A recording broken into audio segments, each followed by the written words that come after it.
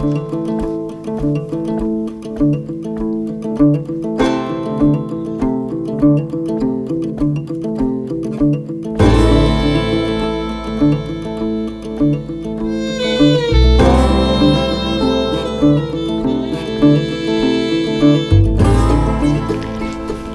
going on, guys? Kingmaker here, out on the trail again in the rain, but that's not going to stop me.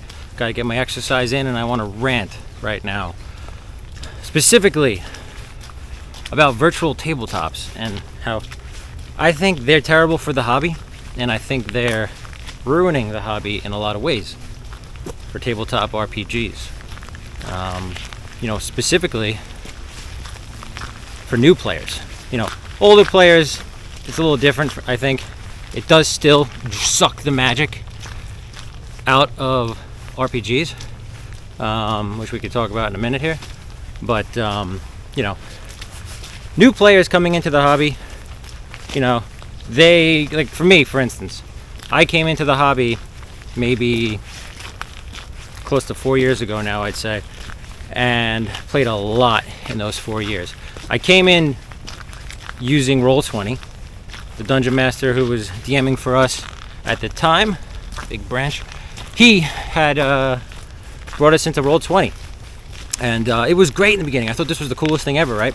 And it was all automated. All I had to do was sit there and be a human dice roller. I press a button and it rolls my dice. So magical. And that was cool for a while, right? And then when I wanted to learn more about the hobby, I was trying to understand the math behind how things worked. How did this roll work? How did that roll work? How did my stats actually get calculated, right? And with that, I found you can't actually really figure that out with a virtual tabletop. It just doesn't teach people how the game really functions. It's using video game logic, and that's really what it is to appeal to the video game crowd. And these people come in and they really have no idea what's going on, how to roll dice, how to do modifiers, and then eventually either they do what I did and try and learn more by not using them and doing pen and paper character sheets and learning how to actually make a character and all that stuff on paper and using the game's rules, whatever game you're using. We did D&D. Or they just quit and they're like, all right, well, thanks for that session, that was cool, I'm not going to go back to that. It's if I can't figure it out, I'm not. There's a lot here. There's too much to learn here, right? Inversely, they could say there's too much to learn from doing it by hand because there's a lot of math. But if you're interested in the hobby and you want to learn a lot, doing it on a virtual tabletop is not going to help. I think that VTTs, they are a product of video games, and you got a lot. I think most of the players coming into the hobby today are coming from the video game crowd. I mean, I think it's kind of obvious that anybody who's coming into this is they played video games before. They might have played some RPGs on the computer or PC or console, and they decide, hey, I want to do the traditional way, pen and paper, right? So they come in and they have fun for a little bit, and then they're like, okay, I feel like I'm just playing a crappy video game now, right? So that's my problem there, is players are coming out of video games. Damn plane. Players are coming out of video games to do this, to get an authentic RPG, and they're ending up just getting more crappy video games. It's a crappy video game at that point. So that's one thing. Other thing is DMs get so lazy with it. They get all these pretty battle maps, pretty tokens, they throw them on the screen, and they think that's an excuse to not give any descriptions. That is so far from the truth. You still have to give descriptions if you're using battle maps like that. You can't just open the door, uncover the room from the fog of war, and go, okay, here's the room. I've had that happen more times than I can count. And when you ask the dungeon master, what's in the room? They don't even know. They're like, and then there's a chair and maybe a barrel in the corner or a desk. And you move your character's token with WASD. It's a video game, right? You go over to you take your token, you WASD it over to the barrel, and you go, oh, what's in this barrel? And the DM goes, what barrel? Oh, yeah, I think that's a barrel. Yeah, that's a barrel. You found some cloth. Why are we doing that? Stop that. No.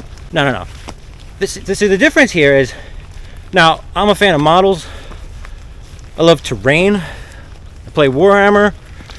I built a lot of terrain, dungeon tiles, models, everything for D&D as well. I've GM'd games in my basement with dungeon tiles and models, and it is a far different experience than a VTT. The magic is not sucked out of it when you're doing that. There's a human connection, which is the major thing, because you're sitting across the table, and the other thing is, whatever you're putting on that dungeon tile physically, if it's a barrel, if it's a table, if it's a desk, if it's a chair, you already own those models, so you've already thought about, would there be something there? People take the VTT, I'm gonna go this way. People take VTTs, they dump a pretty map that they bought for $5 in a pack, and they have no idea what's there. And then the players try to explore this map, and the Dungeon Master's not even prepared for it. It's horrible. Why are we doing that? Stop. Like, really, it's bad. And the descriptions, you have to give descriptions. If you're using a VTT, you got to use descriptions, or stop using the VTT, because it's a crutch to be lazy. It really is. Lazy DMs, stop it. Start theater of the minded. I mean, if you want a platform to be able to do it remotely, I get it. It's hard to get people together in person, and people think that VTTs are so great because of that. That's VTTs. You could have done this via Discord and not use the VTT, which a lot of people do. I actually switched over in my games to using Discord. My personal games that I was doing recently, from using Roll20, I just completely cut it out, and had my players. I taught my players how to create characters, taught them how to roll physically, even bought some dice for some friends who didn't have dice, so that they could learn. And they loved it. They thought it was so much better. Physically rolling dice, even on camera, physically rolling dice is great. You do not lose the magic. It's still there, just like doing it in person. But when you click roll on a VTT, it's terrible. It's a horrible experience. It's boring, and stop. Just stop. It's improve your game for your players. Do you really think your players, I'm talking to GMs right now, do you really think your players are having fun doing that? Or are they just so like sheltered, they have no idea, they've only played, no, I know people like this, they've only played in his game, her game, and that's like their career in the hobby, and they don't know what it's like to do things outside of that.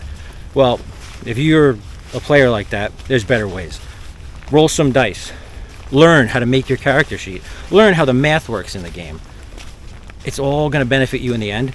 You're going to understand the mechanics of the game, how it works. You're just going to have a lot more enjoyment in the hobby. You're going to get more invested in the hobby by doing that too. That's another thing with VTTs. They've tried to make it so accessible for people where you could share your handbooks with your players. So players can show up, put no money, no monetary, nothing in, no capital in, no investment at all. They just sit down, they're an ass in a seat. If they're a great player, I have no complaints. But players that do that and they're just there because they have nothing else to do, and they put low effort in, and that's usually what you get with that. I find that when you have a VTT, players will think, all right, well, I could just get the book shared with me. I don't have to buy the book. Well, that's a telltale sign that that player is not really that invested in this hobby. So when someone shares a book with you, you're never going to sit there and read the book when you're not playing. I've had that problem a lot where players show up, they have no idea what their abilities do, because off game time, so like when they're not playing throughout the week, if it's like a weeknight or another night, they can't open their book and go, let me look at some abilities or spells that I might want to take later, because they don't own the book. Especially if you're doing stuff that's not free on a VTT. Some of the core rulebook for D&D 5e is free, I know. You don't get all the stuff you need. You really don't. Especially if someone goes with a spec. Usually, people always pick specs that are off-brand specs that are not in the core rulebook. So, I would say, learn to play the game. If you're interested in this hobby, there's more than just the math calculator crap with a VTT. Learn how to play the game. Learn how to do things outside of an automated system. That's what this is all about. This hobby is not supposed to be automated. This hobby the magic is the authenticity behind doing things the old way, the old school way, right? You don't go from playing World of Warcraft to doing this expecting the same experience. You're expecting an authentic, older experience, something more original, something different, and that's why we do this. It's different. Otherwise I can go install a game on Steam. I can go install WoW. I can go do those things. Moving tokens around on a grid. Shitty tokens on a grid is one of the worst games in the world. I hate that game. That game needs to go away fast. And the more I see people, I do watch sessions that players are not in a VTT. They're not really role-playing, which sucks. But they're not using a VTT, and they're physically rolling. And they have pen and paper in front of them, and their dungeon master has them on maybe Discord or StreamYard. Hey, that's great. It's a step in the right direction because you're mechanically understanding the game. Players never learn the game in a VTT. No. VTTs are just to fill seats. It's accessible. And also there's errors. How many times I've made characters in Charactermancer and they were incorrect. The math was way off. It was duplicating certain numbers, certain fields. Couldn't figure out why. Was doubling my armor, saying I had 2 shields on at the same time. I don't know how that works. So, and then you're sitting there, if you don't understand the math at how the game works, and how to create a character, and how to equip your character, from a stats perspective, from a game functionality perspective, from doing it physically, you'll never understand. You'll think, I guess that's my armor. And then you're playing completely wrong. Way overpowered. So, yeah. That's kind of my rant. And also, it's a major cash grab. They just want you to go and buy doubles of everything. For experienced people who own the physical books. Yeah, well, now you can buy, for $30, buy the handbook digitally.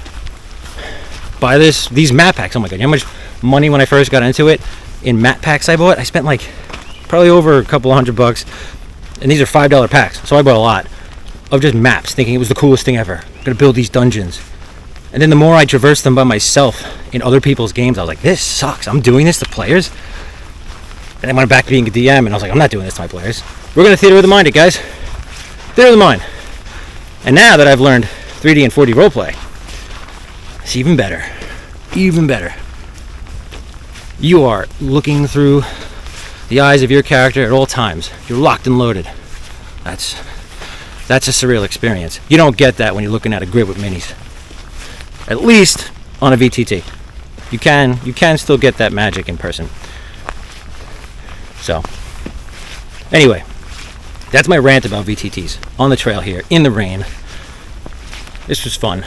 I'm sweating, but I need to sweat right now. Yeah, guys. Leave a like, subscribe, talk in the comments. Love to chat with you guys. And take it easy.